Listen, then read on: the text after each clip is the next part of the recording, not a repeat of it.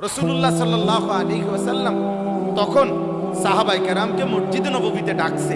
ডাইকা নবীজি খুতবা দিয়া বলছে যে আল্লাহর কসম সাহাবারা শুনো, নিশ্চয়ই কারো মৃত্যুতে সূর্য গ্রহণ কিংবা চন্দ্র গ্রহণ হয় না, বরং সেটা আল্লাহ তাআলার কুদরতি নিজাম। আল্লাহ তাআলার কুদরতি নিজাম, সবকিছু আল্লাহ তাআলা তার ধারাবাহিক নিজামে আল্লাহ তাআলাই চালাচ্ছে। এজন্য আজকে আমার প্রথম কথা এটা যে কবরবাসীদের মাগফিরাত কামনায় মাহফিল।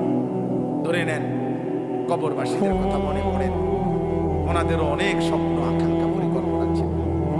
ব্যস্ততম এই দুনিয়ায় ওনারাও, আমার আব্বারে আমি যতদিন বুঝছিল, আমার আব্বারে আমি যতদিন দেখছি, আমার আব্বা ফজরের নামাজের পর থেকে রাত 10টা পর্যন্ত আব্বাকে দেখতাম। এক নম্বরে উনি মানুষের বাসায় বাসায় কুমিল্লা শহরে একটা সাইকেল দিয়া প্রাইভেট পড়াইত, এই বাচ্চাদেরকে কোরআন শরীফ শিখাইত। আমার আব্বা আলেম ছিলেন, 5 ওয়াক্ত নামাজ মসজিদে ইমামতি করতেন, আর একটা প্রাইমারি স্কুলে মাস্টারি করতেন। এই 3টা কাজ ছিল আব্বার মূল। মসজিদের 5 ওয়াক্তের ইমাম, আর প্রাইমারি স্কুলের মাস্টারি করতেন, আর মানুষের বাসায় বাসায় প্রাইভেট পড়াইতেন তখনকার সময়। তো আমার মনে আছে আব্বার এই সারাটা বছর দেখতাম, কথা একটাই বেশি কইতাম, আব্বা সময় নাই, আমার সময়, যেটা কইতাম মায় কইতো সময় নাই, সময় নাই, সবকিছুই তারা সময় নাই।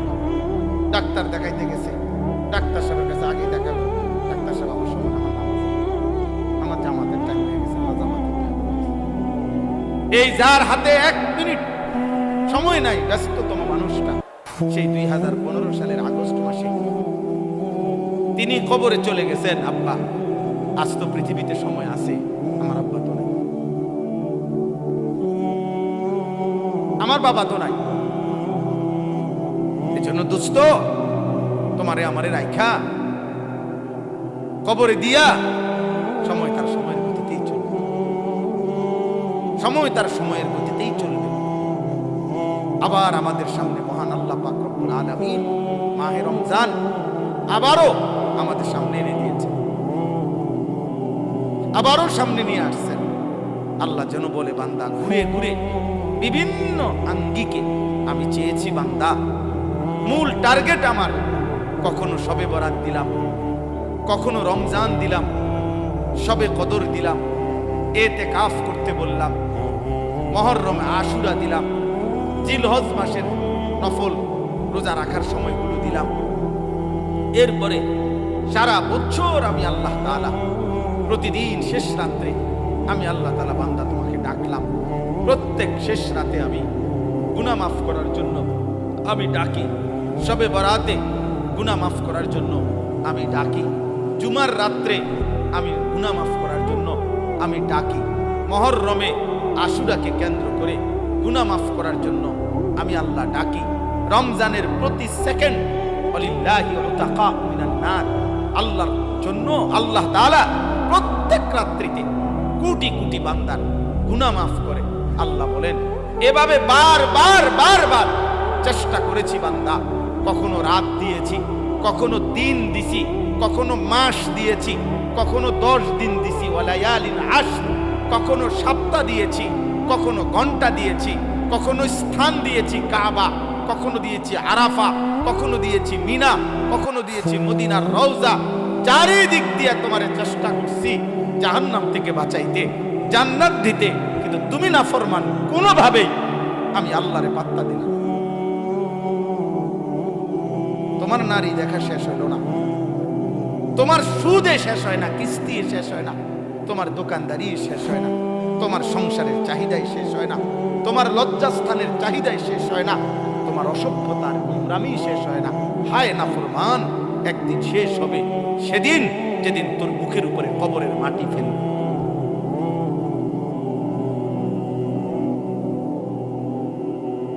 দুনিয়া তোকে একদিন মাটি মারবে, মাটি, তোর নাতি তোকে একদিন মাটি মারবে, কবরের মাটি ছুঁড়বে। আল্লাহ নবী সাল্লাল্লাহু আলাইহি ওয়াসাল্লাম বলেন, লা ইয়ামলা আফাম ইল্লা তুরাব, আল্লাহ তাআলা বলছে দুনিয়া লোভীর মুখ পূর্ণ হবে না কোনোদিন মাটি ছাড়া মাটি, ওর মুখে মাটি মারবা, কবরের মাটি, কবরের মাটি। এই জন্য একটা ছেলে, একটা বাবা, একজন মা, একজন বোন, প্রত্যেকেই এই চূড়ান্ত টাইমার আর মাত্র অল্প কয়েকটা দিন, সারা পৃথিবীর মোমেনের ইন্তেজার মাহে রমজান।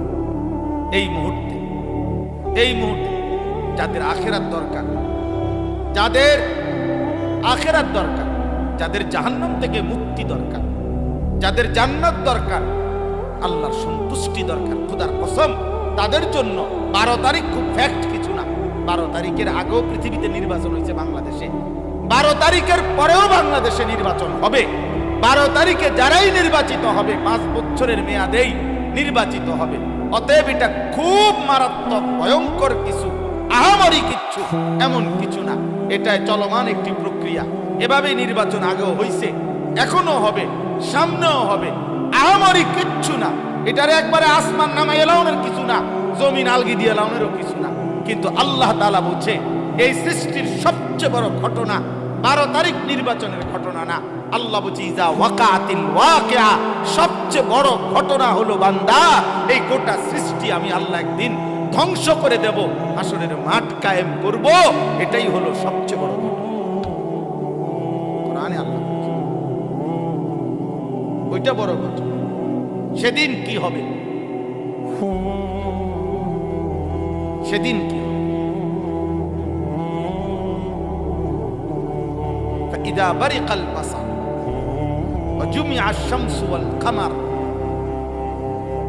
আল্লাহ তাআলা বলেন প্রতিটা চোখ ইসরাফিল ফু দিলে, চোখের সামনে মানুষ যখন গুলো দেখবে আসমানটা ভাঙতেছে, কোটি কোটি তারকারাজি খসে খসে পড়তেছে, পাহাড় উঠছে, জমিনের মাটি বালুকণায় পরিণত হচ্ছে, সব কিছু ভেঙে চুরে তছনছ হয়ে যাচ্ছে, আল্লাহ তাআলা বলেন মানুষের চোখ উপরের দিকে উঠে যাবে, অবাক বিস্ময়ে মানুষ তাকিয়ে তাকিয়ে দেখবে সূর্য আর চন্দ্র একসাথে একাকার হয়ে যাবে, আর মানুষগুলো পাগল মাতাল হয়ে একজন আরেকজনকে শুধু জিজ্ঞেস করবে ইয়াকুলুল ইনসানু ইয়াউমাইদিন আইনাল মাফার।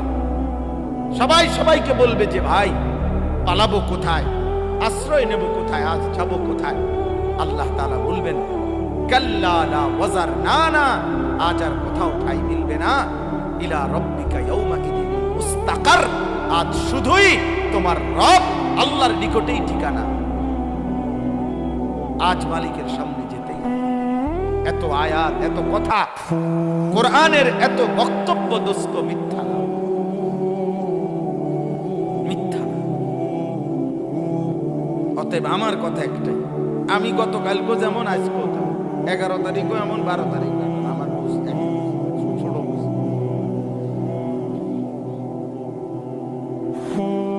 আমার কালকে জিজ্ঞাসা করছে আপনার কি ভাবনা, ভাবনা আগে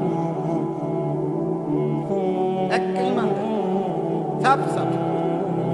উনি বলতেছে আমি ক্যামেরা অন করতেছি, আপনি কিছু কথা জিজ্ঞেস করেন। হ্যাঁ করেন, ক্যামেরা অন করেন, বলে আপনি যেটা মনে করেন কথা এক, আমি একরকম, আমার ভাবনা এটাই,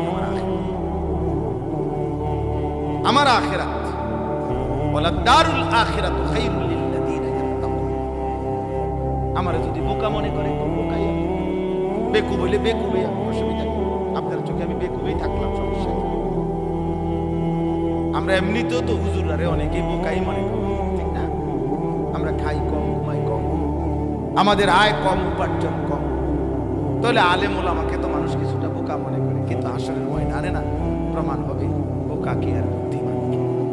সেদিনে না দেখা যাবে সুদখোরে বোকা নাকি 40 বছর আল্লাহর ঘরের গোলামি করেছে, আল্লাহকে সেজদা দিয়েছে, 5 ওয়াক্ত নামাজের ইমাম। তো সেদিন প্রমাণ হবে বাদশাকে আর ফকিরকে। ইন্নাল্লাযীনা আজরামু কানু মিনাল্লাযীনা আমানু ইয়াদহাকুন।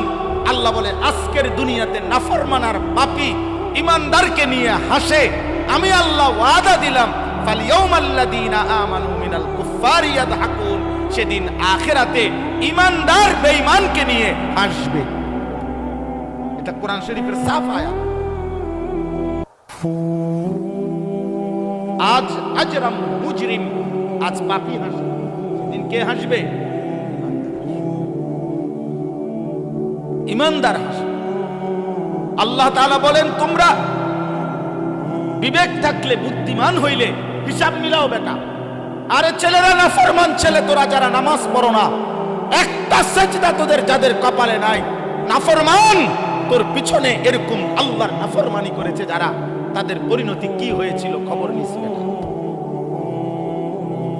ফেরাউন এই পৃথিবী ভোগ করে গেছে কিন্তু আল্লাহর নাফরমান ছিল। নমরুদ এই পৃথিবী ভোগ করে গেছে কিন্তু আল্লাহর নাফরমান ছিল। তাদের পরিণতি কি হয়েছে? ফানজুরু কাইফা কানা আকিবাতুল মুকাদ্দিবিন। আল্লাহ বলছে, দেখো মিথ্যাবাদীদের পরিণতি কি হয়েছে। ফানজুরু কাইফা কানা আকিবাতুল মুফসিদিন। জমিনে যারা ফিতনা, ফাসাদ, বিশৃঙ্খলা, হত্যা, খুন, সন্ত্রাস, চুরি, চাঁদাবাজি, রাহাজানি, ছিনতাই, জিনা, ব্যভিচার, মদ, জুয়া, সুদ, কিস্তি, নারী বেপর্দা, বেহায়াপনা, অসভ্যতা, নোংরামি করে যারা জমিনটাকে তছনছ করেছে, আল্লাহ বলেন ওই বেঈমানদের পরিণতি কি হয়েছে খবর নাও, তোমরা খবর লাগাও। দেখো ফেরাউনের পরিণতি কি, নমরুদের পরিণতি কি, নূহ আলাইহিস সালামের অবাধ্য জাতির পরিণতি কি হয়েছে, কেন পানিতে ডুবাইছে খবর নাও। লূত আলাইহিস সালামের জাতিকে জীবন্ত মাটি উল্টাইয়া দাফন করে দিছে কেন? কারুনকে জীবন্ত মাটির নিচে দাফন করে দিল কেন? ফেরাউনকে জীবন্ত পানিতে ডুবাইয়া মারলো কেন? নমরুদকে জীবন্ত মশা দিয়া কামড়াইয়া শেষ করে দিল কেন? আনুগত্যের কারণে না অবাধ্যতার কারণে? বলো না ভাই। তাহলে তুমি কি করছো? সালাক মিয়া, তুমি কি করতে আসো? তুমি কি করছো? ও বলতেছিল, মাওলানা ইয়াহিয়া, আমি অল্প একটু শুনতেছিলাম, আপনি আপনার স্ত্রীর দিকে দুটুকু নজর রাখলেন না। হ্যাঁ, আপনার বিবি আরেক বেড়ার লগে কথা কয়, আমনও আরেক মহিলার লগে কথা বলেন, আমনও টেলিভিশনে নর্তকী দেখেন, আপনার বিবিও টেলিভিশনে অন্য পুরুষ দেখে, বিবির কলিজার ভিতরেও অন্য পুরুষের কল্পনা, আপনার কলিজার ভিতরেও অন্য মহিলার কল্পনা। সুখ আসবে কোত্থেকে? কত দুঃখের কাহিনী শুনবেন। এই সমাজের বাস্তবতায় প্রতিনিয়ত আমি তো দেখি, আহা কত ভদ্রলোক বিশ্বাস করেন, স্যুট পরা, বুট পরা, দামি গাড়ি বাড়িওয়ালা, বেচারার একাকির কান্না, মনে যেন নিজেও কাঁদি, কলিজা ছিঁড়ে কাঁদে একাকি যখন বলে, হুজুর কি পরিমাণ পেরেশানি, কি পরিমাণ পেরেশানি। আহ আহ দোস্ত আমার, বন্ধু আমার, আল্লাহকে বাদ দিয়ে, ইসলামকে বাদ দিয়ে, রাসূল সাল্লাল্লাহু আলাইহি সাল্লামকে বাদ দিয়ে, আল্লাহর কোরআন এবং সুন্নাহকে বাদ দিয়ে পৃথিবীর অন্য কোন আইটেমে, অন্য কোন পদ্ধতিতে সুখ আসে না, হৃদয়ের সুখ আসে না। ওইগুলা তো বিল্ডিং দালান, তো সুখের উপকরণ, দেখতে মনে হয় এগুলা চাকচিক্য, কিন্তু সুখ যেটা, আনন্দ, তৃপ্তি, স্বস্তি, এটা তো ইটের মধ্যে না, এটা তো কলিজার মধ্যে, এটা তো দিলের মধ্যে। বাবা,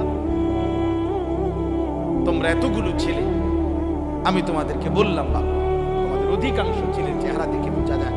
তোমরা দাঁড়াইয়া দেখো, তোমরাই তোমাদের চুল দেখো, দেখো তোমাদের এই চুল মুসলমানের সাথে, কোন আলেমদের সাথে, কোন দিনদার মানুষের সাথে, তোমাদের দাদা, চাচা, নানা, বয়স্ক, মুরব্বী, নামাজি মানুষের সাথে ন্যূনতম কোনো মিল আছে কিনা? আব্বা, তোমরা যদি বিবেক থাকে, যদি মায়ের দুধ খাইয়া থাকো, তো দেখো, তোমরাই দেখো। তোমরা যারা এক ওয়াক্ত নামাজ পড়ো না, এমন জিন্দেগি, তো তোমরা একটা বিবেক, এক বিন্দু যদি শেষ তোর কলজার ভিতরে যদি একটু বিবেক থাকে, তাহলে জিজ্ঞাসা করে দেখো যে পৃথিবীতে কোনো মানুষ বেনামাজিকে ভদ্র মনে করে কিনা, বেনামাজিকে মানুষ মায়া, দয়া, শ্রদ্ধা, ভালোবাসা দেয় কিনা। নিজেকে নিজে এইভাবে আমি অনেক, আমার কষ্ট লাগে রে ভাই, অনেক কষ্ট লাগে যে আসলে এক একটা ছেলে পেলে তোমরা নিজেরে নিজে এইভাবে অপমানিত করছো কেন? তুমি বোঝো না যে মানুষ চোরেরে কি মনে করে? তুমি বোঝো না মানুষ জুয়ারিরে কি মনে করে? তুমি বোঝো না মানুষ বেড়িতে লগে আকাম কুকাম করলে তারে কি কয়? তুমি বোঝো না মানুষ উলঙ্গ ছবি দেখলে, কেউ যদি নর্তকী দেখে, জিনাবে বিচারের দৃশ্য দেখে ধরা খেলে তারে মানুষ কি কয়? তুমি বোঝো না? তুমি বোঝো না? তুমি বোঝো না মানুষ দুর্নীতিবাজরে কি কয়? তুমি জানো না মানুষ সুদ করে কি কয়? তুমি বোঝো না মানুষ কিস্তি করে কি কয়? তুমি বোঝো না বেপর্দা নারীরে মানুষ কি কয়? এটা দেখো না তুমি? এত স্বাভাবিক কমন সেন্সের ব্যাপার, একেবারে ন্যূনতম ভদ্রতার ব্যাপার। এতটুকু আকল তমিজ তো থাকবে, এতটুকু আত্ম উপলব্ধি তো থাকা চাই। আল্লাহ আমাদেরকে বুঝ দান করেন, আল্লাহ তোমাদের কলিজার মধ্যে বিবেক দান করেন। আমার ভাই রাসূলুল্লাহ সাল্লাল্লাহু আলাইহি ওয়াসাল্লাম বলেছেন, লা ইয়ামবাগি লিল মুমিনি আন ইয়াযুল্লা নাফসাহু। নবীজি বলেন, কোন মুমিন, কোন মুসলমানের জন্য উচিত নয় নিজেকে নিজে অপমানিত করা। আমি কেন আমাকে অপমানিত করবে? মানুষ আমার চুল চেহারা দেখে কেন বলবে, কিরে তোরে তো দেখতেই বোঝা যায় ফুটটা ঘরের মতো, তোরে তো দেখলেই মনে হয় বাবা ঘরের মতো, হ্যাঁ তোকে তো দেখলেই মনে হয় এক ওয়াক্ত নামাজের সেজদা দেস না, এটা তো চেহারা দেখলেই। আমি দাঁড় করাই, তোমরা আমার অনুমতি দাও, বেনামাজি ছেলে আমি দাঁড় করাই দিই এখানে। আমি তো ইনশাআল্লাহ চেহারা দেখে দেখে বলতে পারবো, একজন একজন দাঁড় করাইতে পারবো যে বেনামাজি অসভ্য বেয়াদব কোনটা কোনটা, এটা আমি দাঁড় করাই। আমি তো ইনশাআল্লাহ দাঁড় করাই দেব। 100 জন দাঁড় করাইলে আশা করি 98 জন ঠিক হবে। তাইলে তুমি নিজেকে এই অপমানিত করলা কেন?